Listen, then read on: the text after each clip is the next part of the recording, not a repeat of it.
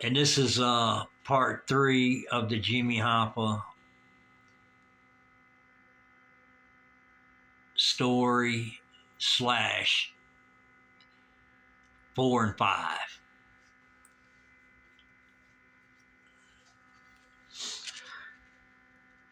So that was just a lot to unpack, you know. And like I said about the feds might be watching over Michael Yarborough to make sure nothing does happen to him without him even knowing about it. You know what I mean? But I think if they know there's a threat on your life or something, I think they come to confront you because they got to let you know about it, and they can watch your back at the same time, you know. But hopefully they do watch his back, because basically all he's doing is trying to report a murder and a burial that he actually seen and heard. And you know, he just don't understand what the crime is in trying to report a murder. You know what I mean? Especially he's in law enforcement, his friends are in law enforcement and stuff like that. He thought, you know, everybody was on the same side, but something about, you know, and everybody knows about Detroit. I know myself, you know, Detroit just got a lot of deep secrets. And stuff that's buried, and some things won't even come to light, you know. And then some things will over time, you know. It just depends, you know. But Detroit's got a history of a lot of things, you know.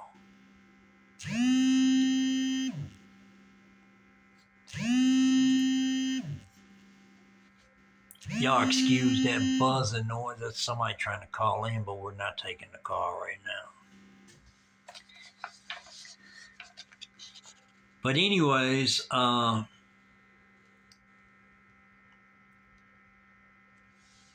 it's just that's a hellacious story right here, man.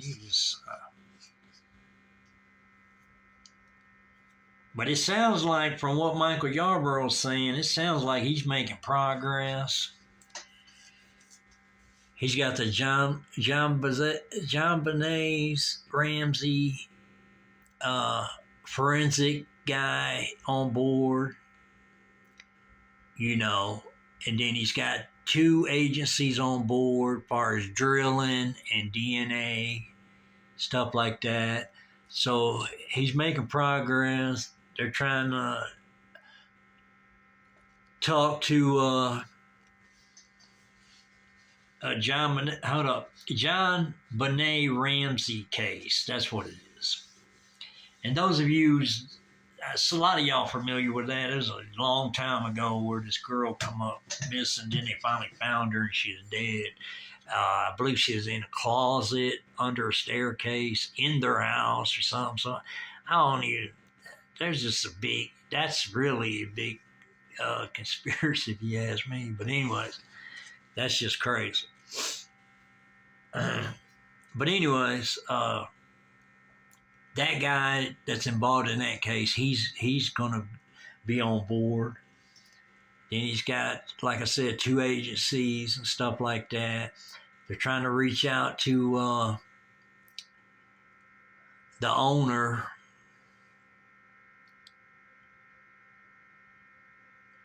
of the Renaissance Center to get his permission. I would say he would go with it, because for him to say no would be like, it would just put him like he's involved in it. You know what I mean? So I think that it would be a yes with him, but you just never know. You know what I mean?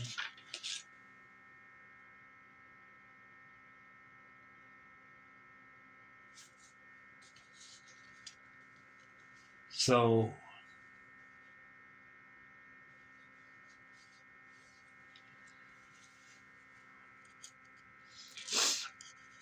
Yeah, so they get permission from the owner of the Renaissance Center, and that would be good, So any progress is good progress.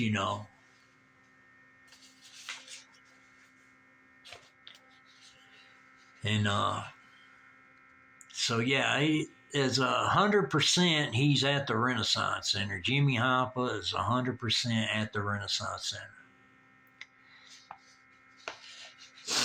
And that could be the reason they didn't want to, entertain this situation, even though they heard from Jimmy Hoffa's old driver in the past. Then Michael Yarborough's came forward as an eyewitness, and because there's been so many stories prior to that, and you even got people at the Mob Museum in Las Vegas just telling story after story after story, and it's crazy. But none of them's got the Renaissance story.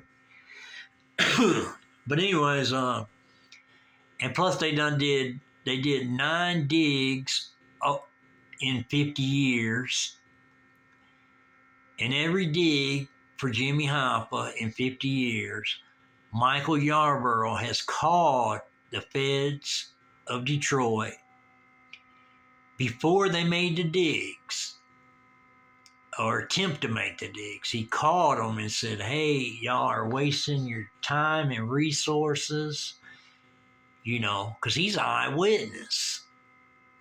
And he said, and these are Michael Yarborough's words, he said he called them before each dig took place and told them they was wasting their time and resources, and they still went and did the digs.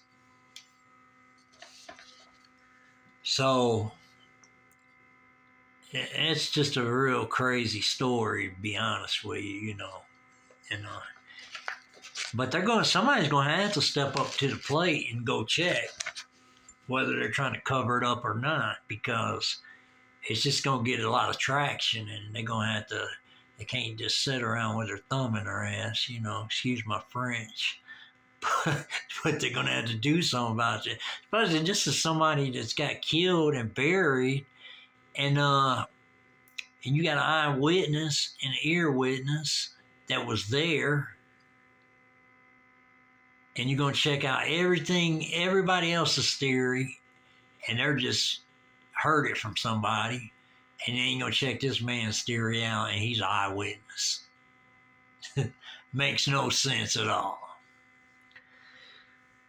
But anyway, we're here at Detroit's Darkest Times. We're just trying to report on the story, and this channel's basically my life story, and Jimmy Hoffa's part of my story also.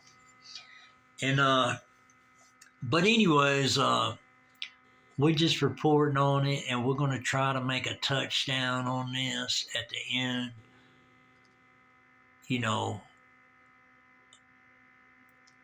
and hopefully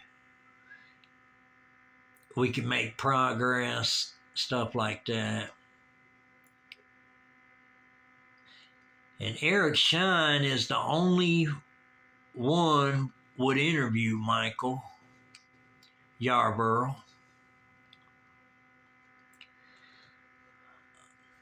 Also, Jimmy Hoffa was not burned in an incinerator.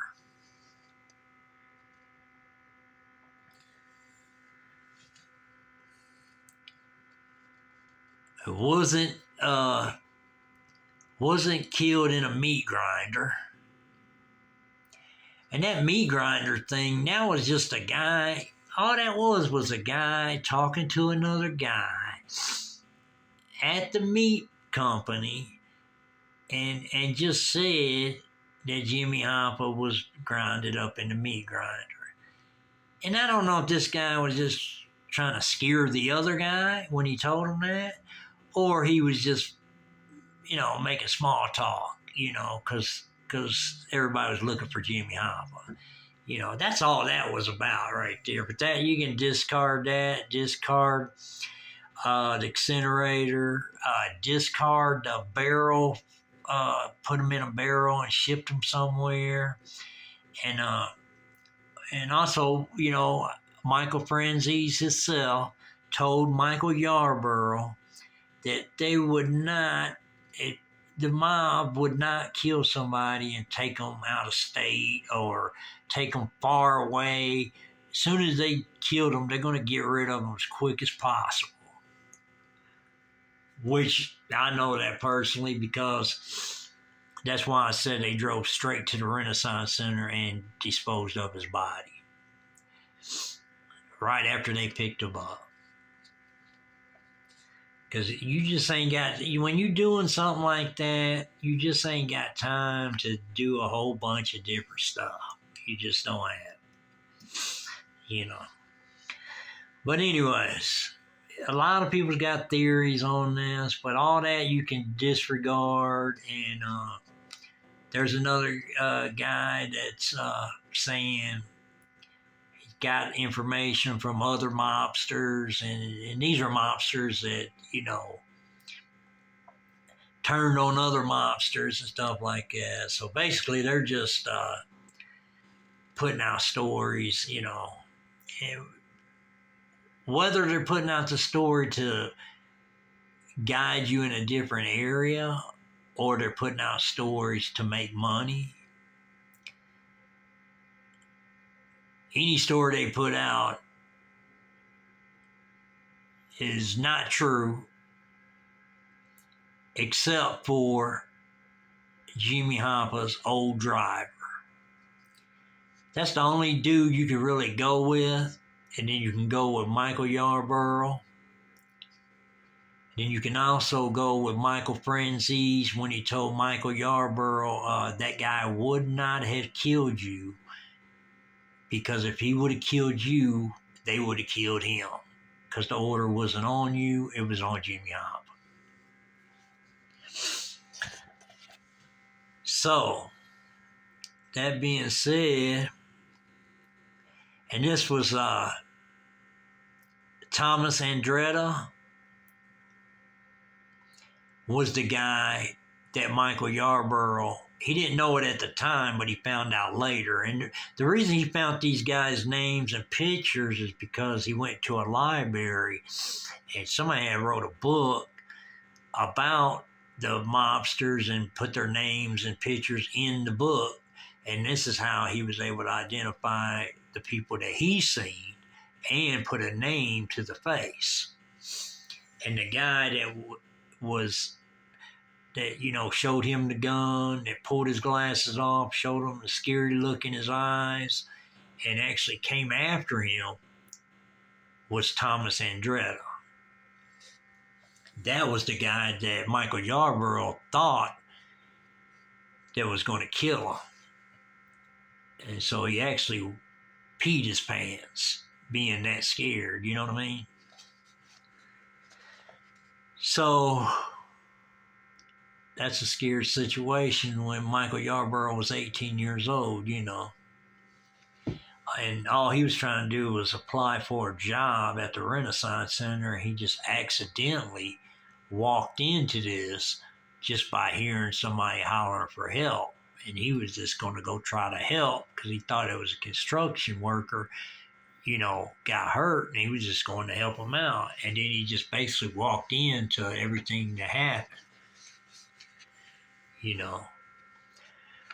So eventually they're going to get something done about this,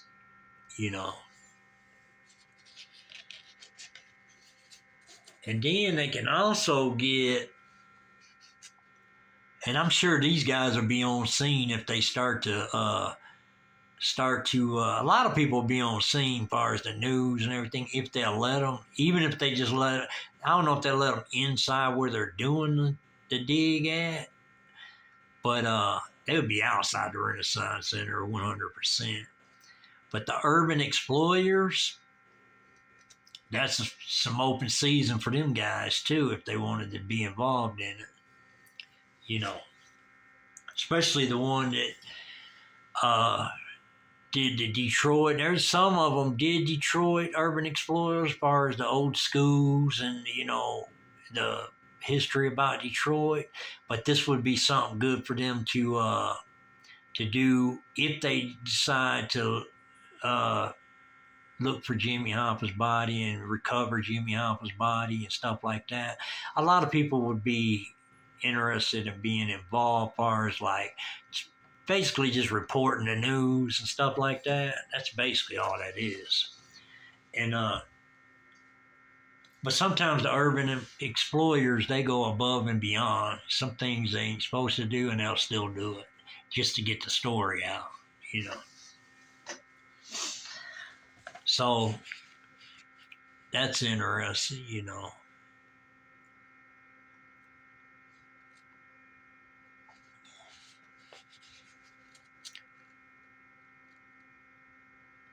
And then it just seems like that they would look into Michael Yarborough's story,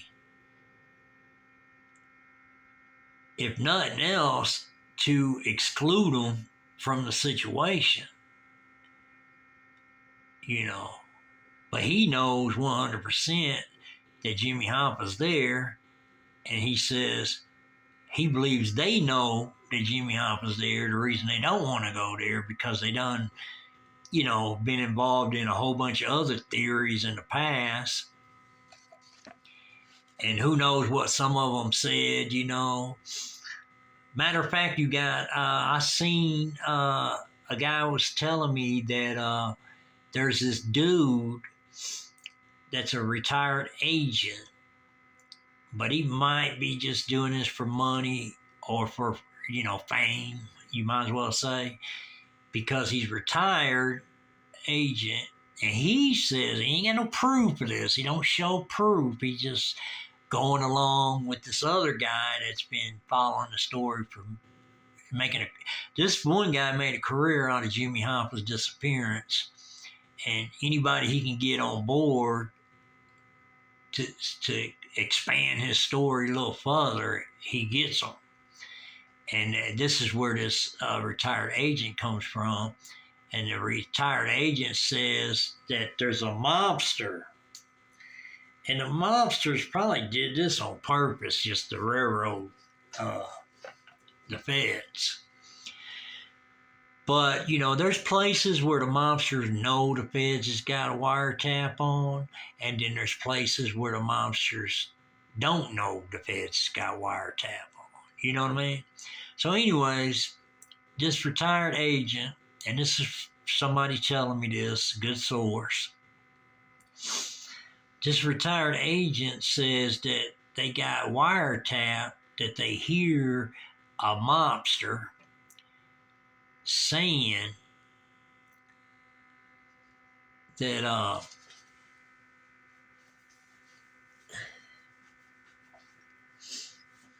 what was he?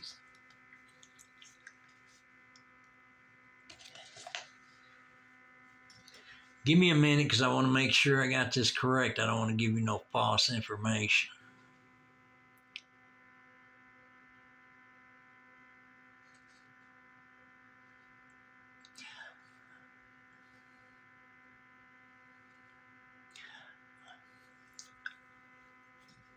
Anyways, this agent says that they had wiretap while he was employed, that a former mobster has said what happened to Jimmy Hoffa, stuff like that, which is not true. You know what I mean? But it's just another story out there. And I think they mentioned that at the Mob Museum or something like that. You can look into it. But, it's horse shit. People just got so many stories. A lot of people just doing it because, it makes them well known, first of all. It puts money in their pocket.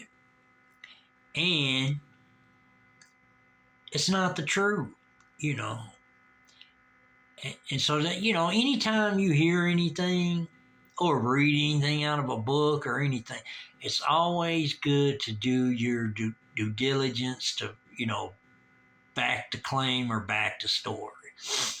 And everything I tell y'all on Detroit's Darkest Times, feel free to check my story out and see if you can, find any clauses in it.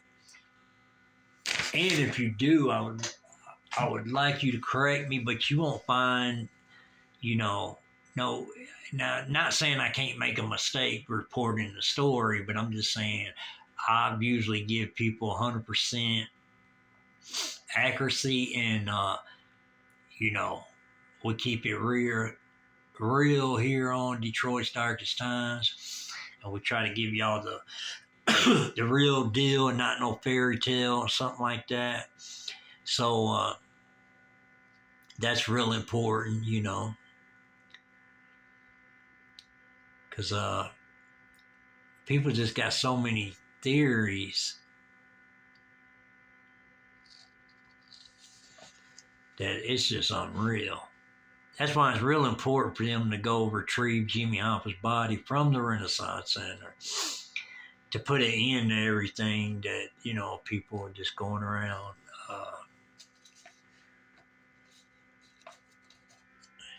making up stories and stuff like that. And because, if they're telling you a story, I don't care if it's at the Mob Museum, if it's an ex-FBI agent, or it's an ex-mobster, or whatever. If they're telling you stories, they got to show proof. Don't say we heard, or somebody told us, or something like that. Show proof. Otherwise, it's just another theory.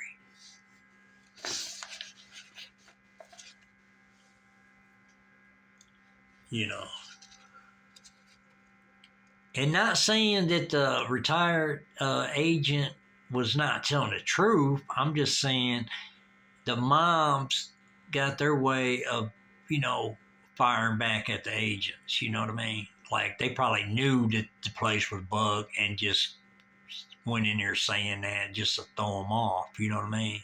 Because they're not going to say exactly what the situation is. It just ain't going to happen. And the only way it's going to happen is if they didn't know there was a bug, and they just got caught up.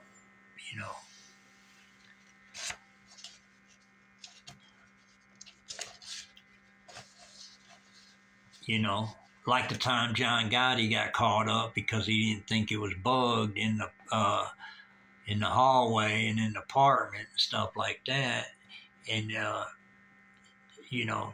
basically like that's the only way that's going to happen, and that just happens once in a blue moon, to be honest with you, because you got to just look at how many people has been took down because of a bug. You know what I mean?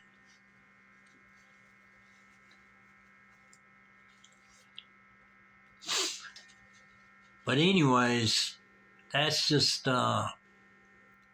more on this story that's came up, and it's coming right from the horse's mouth, so it ain't just that's why, like I said, I ain't gonna report on something that ain't coming from the source himself. You know what I mean? And this is coming from Michael Yarborough. All that I reported on, it's coming from Michael Yarborough, and so that's coming straight from the horse's mouth, as they say. You know what I mean? So, once you hear this story and stuff, you can do your research if you're interested, But I'm sure you're interested if you listen to all this audio. So you can do your research and check it out. But that being said, we're going to keep on this until,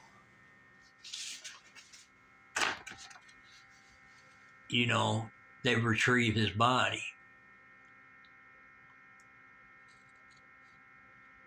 Because like I said, Michael Yarborough is not dependent on the feds anymore. He's trying to go a different route because he wants to get something done.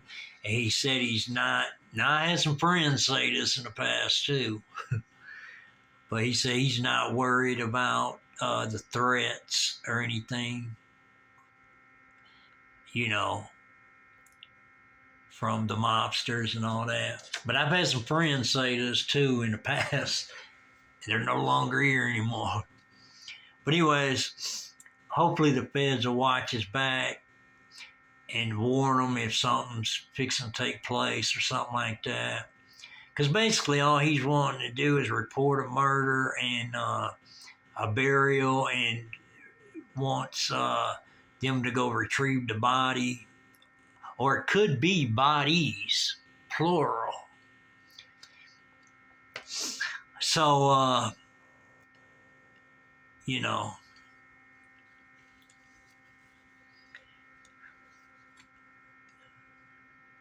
because you just don't know. You don't know. I don't know. The son of the cement truck driver that told Michael Yarborough that they killed his dad, so his dad wouldn't speak on the situation. He didn't say when they killed his dad. You know what I mean? So it's got me thinking, well, did they, throw Jimmy Hoffa in, and then after that, throw the jackhammer guy in, and then also throw the cement truck driver in? Who knows? There might be 3 bodies in there. But I don't know the time frame on, because the boy didn't say, he told Michael Yarborough they killed his dad, and he was the cement truck driver. Even if this is a real story, far as I know, Michael Yarborough's telling the truth, but I don't know about the boy. I don't know if he's, some people will make up a story to get him tied in with the mob and stuff like that, just to make it sound interesting, so. But that's what the boy tells Michael Yarborough, that they killed his dad, and his dad was the cement truck driver at the scene, So, and they did find the yellow hard hat in the concrete. They just ain't got it out yet. So it's possible they could be 2 bodies there, or they can be 3 bodies there. Who knows? They ain't gonna know shit unless they try and look and check it. But anyways,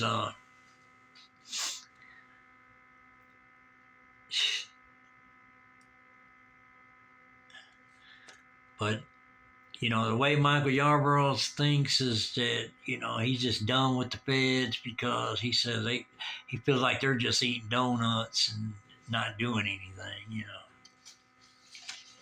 Especially if they threaten to put him in jail for trying to report a murder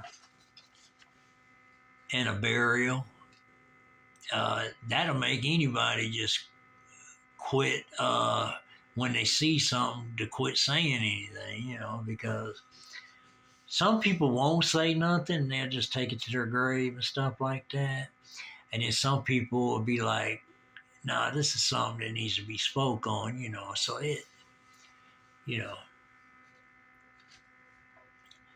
So, and in Michael Yarborough's case, he's been in law enforcement all his life. Now he's retired. His friends are retired. They're a couple of retired state troopers. And, so he decided he's going to get on this story and get it out there and see if he can actually retrieve Jimmy Hoffa's body. So he's really interested in trying to do that for the Hoffa family, and stuff like that. So that being said, we're going to shout out to Michael Yarborough.